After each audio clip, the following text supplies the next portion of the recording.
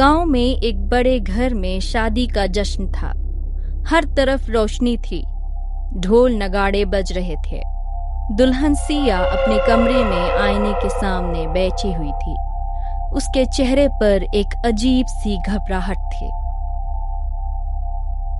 उसके साथ दुल्हा अर्जुन भी शादी के लिए तैयार हो रहा था, लेकिन उसकी आंखों में एक अलग ही रहस्य छुपा था। शादी शुरू हुई, मंडप सज गया। सिया और अर्जुन एक दूसरे के पास बैठे वचन लेने लगे, पर उसी वक्त सिया ने मेहमानों में एक अजनबी औरत को देखा जो सिर्फ उसे घूर रही थी। उसके चेहरे पर एक ठंडी मुस्कान थी।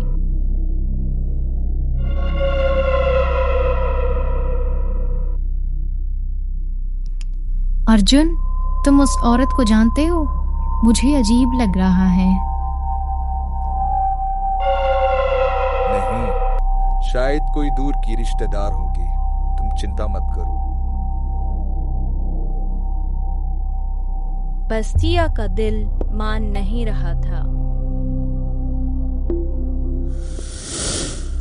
शादी के बाद सिया को एक पुराने कमरे में ले जाया गया, जो हवेली के सबसे पिछले हिस्से में था। वहीं उनकी सुहागरात का कमरा था। दीवारों पर पुरानी फोटो लगे थे, जिसमें कुछ ऐसे चेहरे थे जो सिया ने पहले कभी नहीं देखे थे।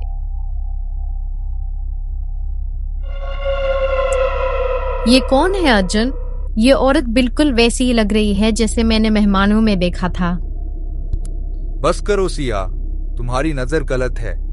ऐसी कोई औरत यहाँ नहीं थी। अर्जुन का ये तेवर देखकर सिया और भी ज्यादा घबरा गई।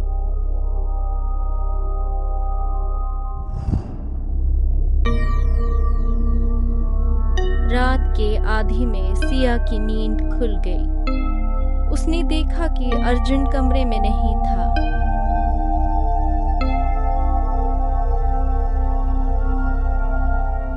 धड़कते दिल से हवेली के अंदर उसे ढूंढने लगी। तभी उसने नीचे के कमरे से आवाज सुनी।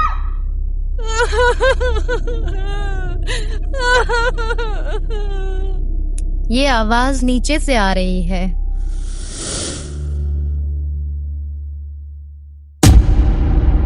सिया ने झांक कर देखा। अर्जुन एक पुराने संदूक के सामने खड़ा था और उस संदूक में एक दुल्हन का खून से भरा जोड़ा पड़ा था। ये क्या है अर्जुन? तुम्हें ये सब देखना नहीं चाहिए था सिया।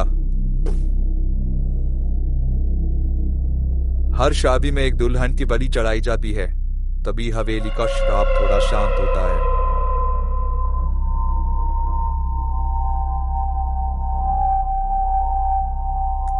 नहीं, मैं तुम्हारी बलि कभी नहीं बनूंगी।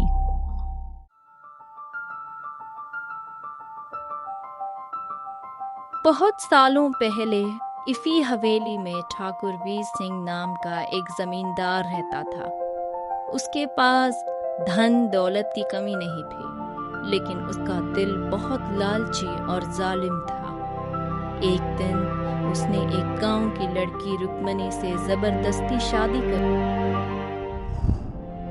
लेकिन उस शादी की रात उसने उसे मार डाला, क्योंकि उस लड़की ने उसके जुल्म का विरोध किया था। मरने से पहले रुक्मणी ने ठाकुर को श्राप दिया, तुम्हारी औलाद कभी शादी में सुख नहीं पाएगी। हर नई दुल्हन को तुम्हारी हवेली खा जाएगी, और जब तक एक सच्ची दुल्हन अपनी जान की बाजी लगाकर इस हवेली को आजाद नहीं करेगी, ये श्राप खत्म नहीं होगा। तब से इस हवेली में एक अंधेरा था। हर पीढ़ी में एक दुल्हन की बलि दी जाती थी, ताकि हवेली का श्राप पूरा ना उभर सके। दूल्हा अर्जुन और उसके परिवार ने भी इसी परंपरा को जारी रखा। सिया की सांसें रुक गईं। उसे समझ आ गया था कि उसकी शादी सिर्फ एक जाज थी। अर्जुन और उसके परिवार पर एक पुराना श्राप था जिसे हर नए रिश्तेदार की बलि दी जाती थी। तो इसका मतलब तुम सब जानते थे। तुमने मुझसे शादी इसीलिए की ताकि मैं इस बलि का हिस्सा बन जाऊं? सिया, तुम समझ भी क्यों नहीं? अगर हम बलि न दें तो पूरा खानदान शराब की आग में जल जाएगा।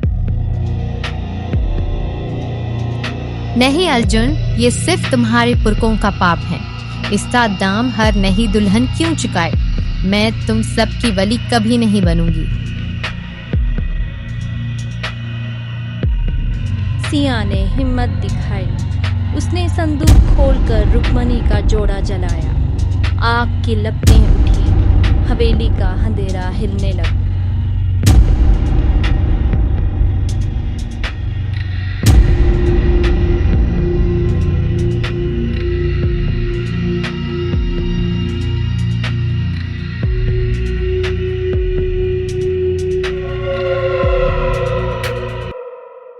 की आत्मा सामने आई। सिया, तुमने वो किया जो कोई और नहीं कर सका।